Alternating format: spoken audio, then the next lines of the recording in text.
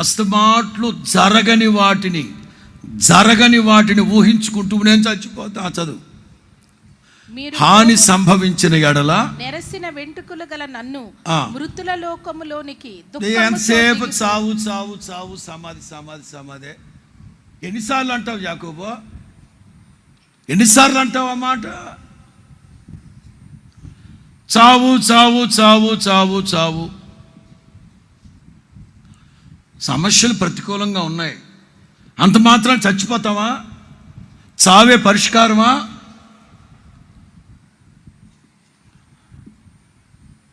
చెప్పనా? 2001 నవంబర్ 30 నాకు యాక్సిడెంట్ అయింది.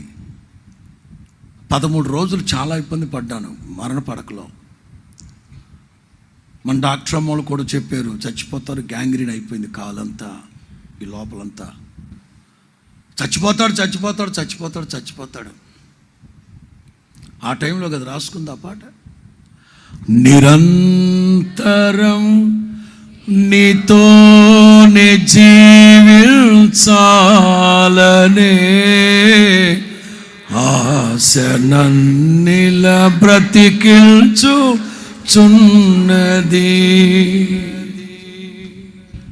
అందుకే దావీదు అంటాడు, నేను చావను, సజీవుడనై యెహోవా క్రియలు.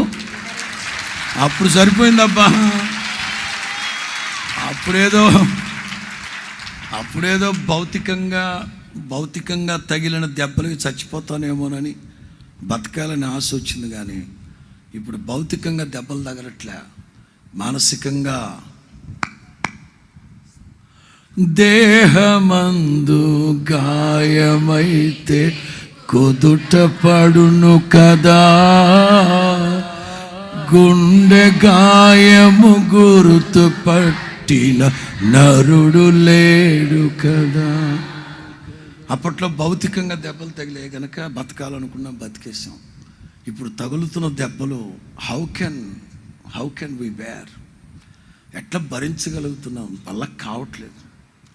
కానీ బతకాలి. నా ప్రభు రాకడ వరకు ఈ సంస్థను నిలబెట్టుకోవాలి. ఈ దర్శనం ప్రాణం అడ్డేసైనా నా ప్రాణాన్ని ఏమాత్రం ప్రియముగా ఎంచే పరిస్థితి లేదు. యేసునామం. జేకబ్ పదే పదే పదే పదే నేను చస్తా రక్తపు మడుగులోనే, మృతుల లోకంలోనే, నేసిన వెంట్రుకలతోనే, దుఃఖంలోనే అంటా ఉన్నాడా? ఎవడో వచ్చేప్పుడు కానీ మీ నాన్న క్యాన్సర్ వచ్చిందండి, పో పరదేశంలో. బైబిల్లో రికార్డు సృష్టించాడు మనోడు జేకబ్. ఇశ్రాయేలు ఏమంటారు? మేము అరణ్యంలో ఐగుప్తులో మేము మాత్రమే కదా, మా పిల్లలు. దేవుడు చూశాడు. ఈ 14వ అధ్యాయంలో మొత్తం లేపేశాడు. వ్యానిష్. 28వ వాక్యం, నంబర్స్ చాప్టర్ 14:28, సంఖ్యాకాండం 14:28. నీవు వారితో యెహోవా వాక్కు ఏదనగా, నా జీవము తోడు, మీరు నా చెవిలో చెప్పినట్లు నేను నిశ్చయముగా మీ ఎడల చేసేదను. ఏం చెప్పారు వీళ్ళు చెవిలో? మేము పోతాం, నేను చస్తా, నేను బతకను, నా వల్ల కాదు, ఎర్రలను చంపి నేను రాను, నేను చస్తా. పద్దాక దేవుడి చెవిలో చెప్తా ఉన్నారంట. దేవుడు ఏమన్నాడు? మీ శవములు ఈ అరణ్యములోనే రాలును. హల్లెలూయా. మీ లెక్క మొత్తము చొప్పున మీలో లెక్కింపబడిన వారందరూ, అనగా 20 ఏండ్లు మొదలుకొని పై ప్రాయం కలిగిన వారు, నాకు విరోధముగా సనిగిన వారందరూ రాలిపోవుదురు. కాలేబు యెహోషువ తప్ప మిమ్మును నివసింప చేయుదునని నేను ప్రమాణం చేసిన దేశమందు మీరెవరూ ప్రవేశింపరు. ఏంటి మనకి పాఠం? ఐగుప్తులో నుంచి బయలుదేరి వచ్చిన ఈ పెద్ద తరం వాళ్ళు ఉన్నారే, మొత్తం చంపేశాడు దేవుడు అక్కడ. ఎందుకంటే వాళ్ళు కోరుకున్నారు, మేము ఇక్కడ చస్తాం చేసి.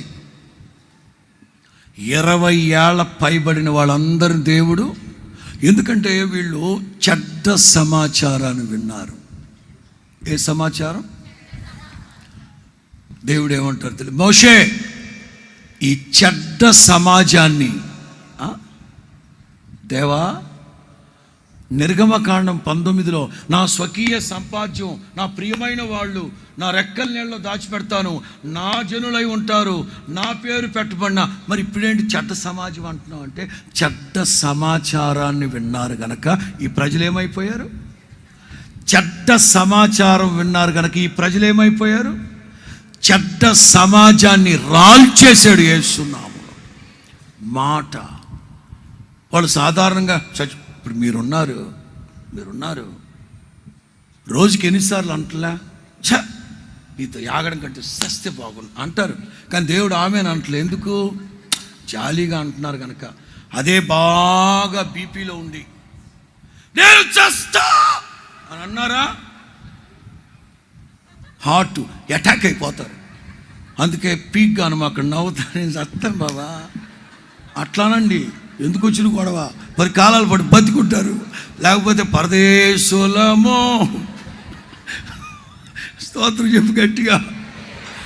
పోట్లాడుకునేటప్పుడు కూడా మరి రాజమండ్రి వాళ్ళలాగా అమ్మ నా బూతులు తిట్టి కూడా గౌరవంగా వాళ్ళ. అందుకే వాళ్ళకి ఆయుష్ ఎక్కువ ప్రాంతాల్లో. జేకబ్ తట్టుకోలేని శ్రమలు వచ్చినప్పుడు, ఆ పీక్ లెవెల్లో ఉన్నప్పుడు పదే నేను చచ్చిపోతాను, దెరిసిన వెంట్రుకలతో చచ్చిపోతాను, రక్తపు మడుగులో చచ్చిపోతాను. ఫస్ట్ వ్యాధిగ్రస్తుడై చచ్చిపోయింది జేకబ్. ఈ ప్రజలకు కూడా దేవుడు వాళ్ళకొక, నేను ఇక్కడ రాసుకున్నాను ఇది, పరిస్థితులు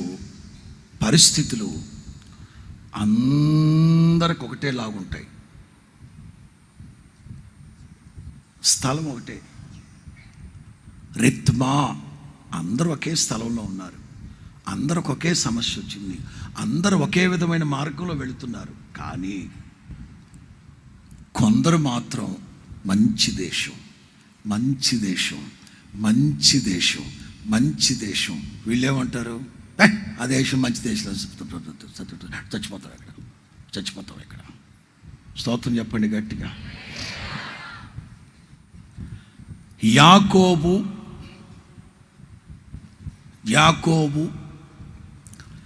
ఈ మాటలు పలికిన, ఏ మాటలు? ఆదికాండం 37:35 ఈ మాటలు పలికిన 30 సంవత్సరాల తరువాత అతను ఐగుప్తుకి వెళ్ళాడు. నేను ఇక్కడ చెప్పదలిచింది ఏంటంటే, చెప్పండి, జీవ మరణములు నాలుక, చెప్పండి, జీవ మరణములు నాలుక వశమై ఉండాలి. గనుక సమస్యలు వస్తాయి, సమస్యలన్నీ ప్రక్కన పెట్టి దేవుడు ఏం చేయబోతున్నారో, ఎలా నడిపించబోతున్నారో అవి మనం తలంచుకుంటూ ముందుకి వెళ్ళాలి. సంఖ్యాకాండం 14:11 వాక్యం. యెహోవా సంఖ్యాకాండం 14:11. యెహోవా ఎన్నాళ్ళ వరకు ఈ ప్రజలు నన్ను అలక్ష్యము చేయుదురు? ఎన్నాళ్ళ వరకు నేను వారి మధ్యన చేసిన సూచక క్రియలను చూచి నన్ను నమ్మకయుందురు? 2 దేవుని ప్రజలు ఎందుకు ఇట్లా ప్రవర్తించారంటే, 1 అవిశ్వాసం, 2 విశ్వాసం లేకపోవడం. దేవుడు చేసిన ఘనకార్యాలు, గొప్ప కార్యాలు చూస్తూ కూడా ఏమాత్రం దేవుని మీద నమ్మకం ఉంచకపోవడం. సామెతలు 15:4 వాక్యం. సామెతలు 15:4 వాక్యం. సాత్వికమైన నాలుక జీవవృక్షం, దానిలో సాత్వికమైన నాలుక జీవవృక్షము. చాలు, సాత్వికమైన నాలుక. International standard version, ISV, international standard వర్షన్లో ఉన్న మాట ఏమిటంటే, సాత్వికమైన నాలుక కాదు, మంచి మాటలు పలుకుట జీవవృక్షము. ఏ మాటలు పలకాలట చెప్పండి? ఏ మాటలు పలకాలంట? మంచి మాటలు, మంచి మాటలు, మంచి మాటలు. స్తోత్రం చెప్పండి. మంచి మాటలు, మంచి మాటలు. మన నోట నేను ఒక 7 మాటలు చెప్తాను, పలుకుతారా? మొదటిది, దేవుడు నన్ను ఆశీర్వదించి ఉన్నారు, ఆయన నా పేరు గొప్ప చేసి ఉన్నాడు, నన్ను చూసిన ప్రతి వాళ్ళు నీవు దేవుని ద్వారా ఆశీర్వదించబడిన వాడవు అందరూ. భూమి మీద నా సంతతిని దేవుడు ఆశీర్వదించును గాక. నన్ను చూసిన ప్రతి ఒక్కరూ నన్ను భాగ్యవంతులు అందరూ గాక. నా దేవుడు నాతో చెప్పిన మాటలు నెరవేర్చును గాక. దేవుడు నన్ను నా కుటుంబాన్ని ఆశీర్వదించి ఫలింప చేయును గాక. ఇట్లాంటి మంచి మాటలు పలుకుట జీవవృక్షం. ఇవి పలకట్లే. ఎంతసేపు ప్రతికూలమైన, అననుకూలమైన, అవిశ్వాసపు మాటలే పలుకుతున్నాం. రిత్మా అనే పాలి మనకు నేర్పించేది ఏమిటంటే, పరిస్థితులు అందరికి ఒకటే, సమస్యలు అందరికి ఒకటే, నడిపించబడుతున్న మార్గం అందరికి ఒకటే, కానీ మాట. కాలేబు యెహోషువలు ఏమంటున్నారు? సంఖ్యాకాండం 13:30. సంఖ్యాకాండం 13:30. కాలేబు మోషే ఎదుట జనులను నిమ్మలపరచి మనము నిశ్చయముగా వెళ్ళుదము, సందేహం లేదు, మనము నిశ్చయముగా వెళ్ళుదము, దాన్ని స్వాధీనపరచుకుందుము, దానిని జయించుటకు సులభముగా స్వాధీనపరచుకుందాం కాదు, we can conquer easily.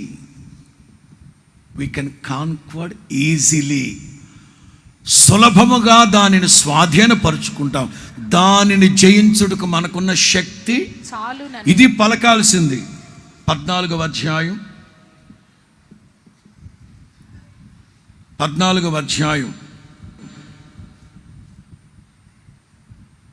5వ వాక్యం. మోషే అహరోనులు ఇశ్రాయేలీల సర్వ సమాజ సంఘం ఎదుట సాగిలపడిరి. అప్పుడు దేశమును సంచరించి చూచిన వారిలో నుండిన నూను కుమారుడగు యెహోషువాయు, యెఫున్నె కుమారుడగు కాలేబును బట్టలు చింపుకొని ఇశ్రాయేలీల సర్వ సమాజము, మేము సంచరించి చూచిన దేశము మిక్కిలి మంచి దేశము, యెహోవా మన యందు ఆనందించిన ఎడల ఆ దేశములో మనలను చేర్చి అది పాలు తేనెలు ప్రవహించే దేశం. చప్పలు కొడుతూ ప్రభువుని స్తుతించండి. హల్లెలూయా, హల్లెలూయా. ప్రతి నిత్యము మన నోట విశ్వాసపు మాటలే పలకాలి. 2 వాక్యాలు చూపెడతాను మీకు. ఆదికాండం 17వ అధ్యాయం.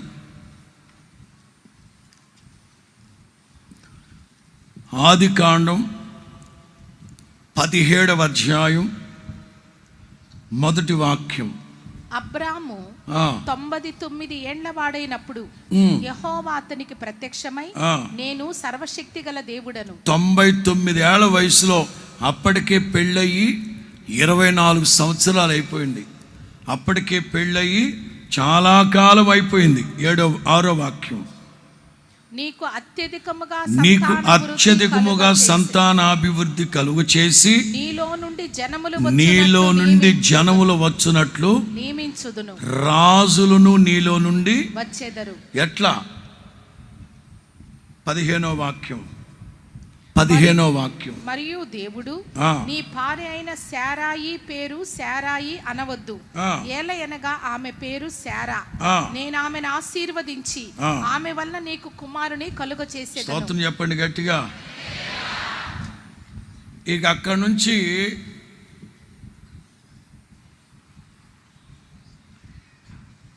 శారమ్మ పేరు మార్చేశాడు దేవుడు. శారమ్మ పేరు మార్చేసి శారా. శారా అంటే అర్థం ఏంటి? రాజకుమారి. అంటే అనేక మంది రాజులకు నీవు తల్లివి కాబోతా ఉన్నావు. ఇక అబ్రహాము ఎంతసేపు సంతానం లేదని బాధపడుతూ ఉంటే ఎట్లా ఇతని నోట ఎలా పలికించాలని ఆలోచించి పేరు మార్చేశాడు. ఇక అస్తమాట్లు అబ్రహాము ప్రతి చిన్నదానికి పెద్దదానికి శారా,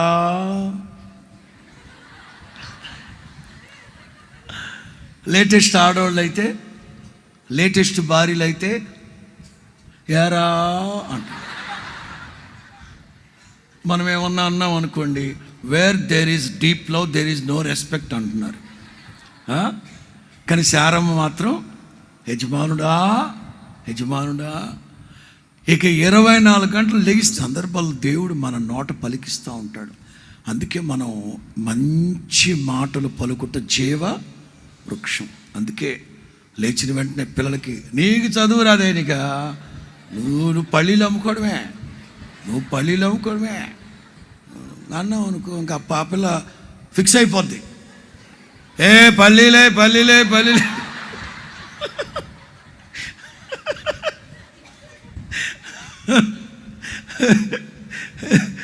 మీతో పలికించారు కదా, మీతో పలికించానా?